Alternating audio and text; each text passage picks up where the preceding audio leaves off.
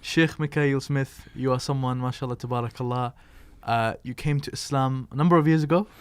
Well, I'm almost at that point where half of my life now has been in Islam. Allahu Akbar. Almost. Amazing. So I was 18.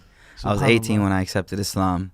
I was from a very semi-religious Christian family. Okay. But personally, myself, I was pretty religious. Like, Okay. my sister used to make fun of me that I'm gonna be a pastor when I grow up. Subhanallah. You know, Okay. nothing like serious, but just like how much I wanted to go and stuff like that. One of the things, like, so it wasn't until high school. Yeah. Islam wasn't even in the picture. It wasn't until high school that I was, I kind of to second guess Christianity, you know? And so, I mean, it's a long story, but Okay. the brief story is like, Allahu Akbar. from the Condensed. beginning, it was like, there were some questionable aspects to me that I couldn't figure out in my mind. You know, the nature of Jesus, worshiping Jesus, things like that.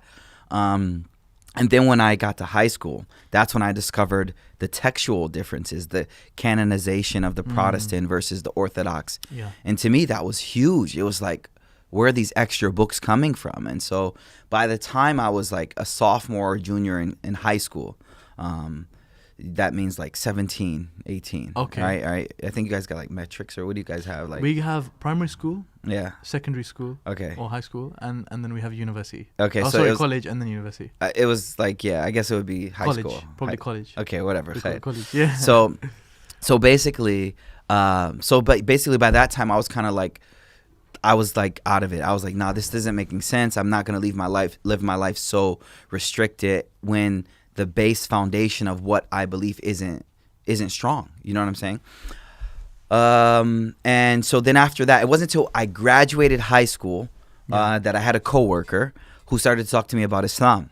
But it was funny because this guy was teaching me some like Nation of Islam stuff. Are you familiar with Nation of Islam? Yeah. Okay, yeah. all right. So that was an American thing, right? So, Yes.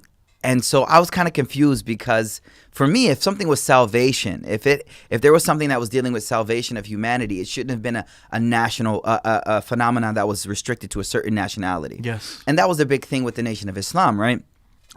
It did good for the African Americans in building up their spirits and things like that. And there's so many aspects. It's a whole different podcast. But the problem, obviously, was the message was that it was so restrictive, you know, in the beginning. So I immediately turned to Malcolm X, Allahu Akbar. Al-Hajj Malik al-Shabazz. I immediately turned to him and I read his autobiography. And I was like, I didn't even finish it because I got to the point where he accepted true Islam.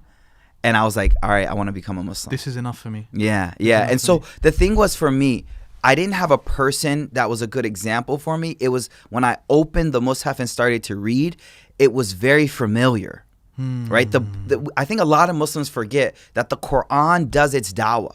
Like a lot of times you just got to place it there. The Quran itself in English, I read cover to cover and I was like, this is amazing. Like, and I know the stories already. Like, let the Quran do its dawah. I think that's something our listeners need to be aware of, is just let the Quran speak to people. Sometimes you're getting in the way of the Quran actually speaking to people, you know?